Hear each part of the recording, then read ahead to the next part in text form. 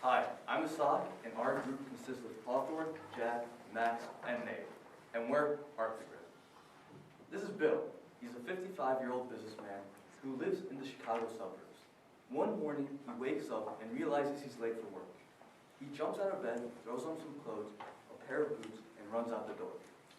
He lives close to work, so he decides to walk. The only problem today is that the sidewalks are really icy since it's the middle of winter in Chicago.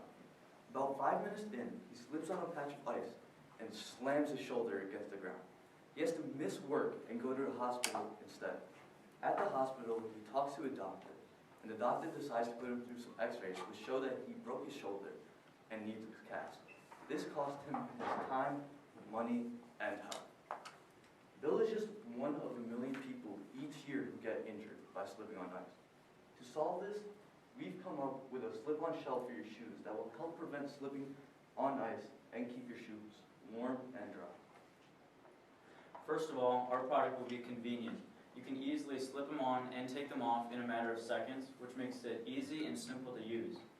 Our product will also be made out of quality materials such as natural rubber and metal, which makes it durable and it won't rip or tear or break on any surface that you walk on. Lastly, our product will also be practical. You can walk on any surface you'd like without having to worry about ripping or breaking the product itself or destroying the surface that you're walking on, such as blacktop, sidewalk, or pavement. Our ideal target market is a 40 to 60-year-old businessman who lives in the northern United States and Canada, where it's cold in the winter and there's a definite chance of there being ice and snow on the ground. This person would also like to walk outside even in the winter, and maybe if they live close to work, they would walk to work as well. Now, judging by the number of people who have slipped on ice in America, we concluded that our total addressable market would be $6.4 billion. And taking into account our demographics and geographics of our target market, we came to the conclusion that our serviceable addressable market would be around $100 million. And we project to sell to 1,000 customers in our first year with an $80 product price, which would make our market share $80,000 in the first year. These are a few of our competitors. Yaktrax up in the top left has a similar idea to ours, but a different design for their product. They have straps going around their shoe with metal spirals to give traction. Now, when I looked at the reviews on Amazon for this, many customers said that it broke down easily and the metal would rust in just 2 seasons of wearing it. Ice Trekkers is similar in design and the idea, and also similar in the reviews that they got, which many people said that they broke easily and the metal wouldn't even last for 1 season of wearing them. And Swimseer is mostly related to our product, but they're mainly focused on general slips and falls on maybe a wet surface and not focused towards ice, while our product is more geared towards ice-based falls. So our early adopter is Jerry. He's a husband and father of 2, and he lives in Schaumburg, Illinois. He takes the metro to go to work every day, and he has to walk to work. As he's getting older, he's now more susceptible to falls, and he wants to stay healthy since he's a father and has to go to work every day. So that's why he needs our product. Marketing strategies. We hope to market on Facebook and LinkedIn.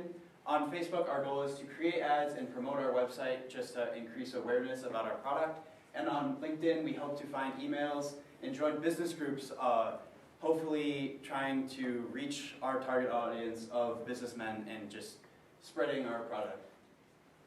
So for our pricing, we had 3 main reasons for this. First were our costs, specifically our startup costs. And after talking to a professional named Brian Van Dyke, who is a manufacturer and distributor in this kind of industry, he said that to make the actual mold for Arctigrip can cost over $100,000. But then after that, it's a very low cost to actually make the product. Next thing is our competitors. Their prices were around $90 to $95. But we want to be a little bit cheaper, so then the people would rather buy ours as they're better than them. And even though we may be better than them, the reviews also said that they wanted to be a little bit cheaper.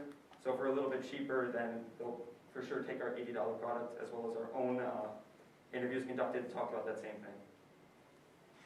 So for our cogs, 1 unit is going to be a pair, so for both your shoes.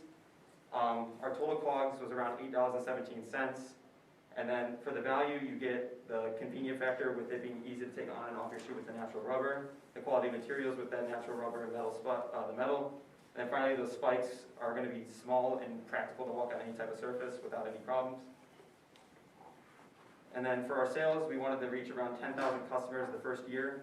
This is through having over 1 million people that we could possibly get from all the different types of marketing strategies and market sizing that we did. And we wanted to have a conversion rate of around 10%. So that would make those 1,000 customers with a gross profit around $73,625. This is not including the startup costs. If we did, we'd probably be in the negative for the first year. And then probably around the second and third year, we would start to make the money go up. And then finally, our market share is around 0.08%.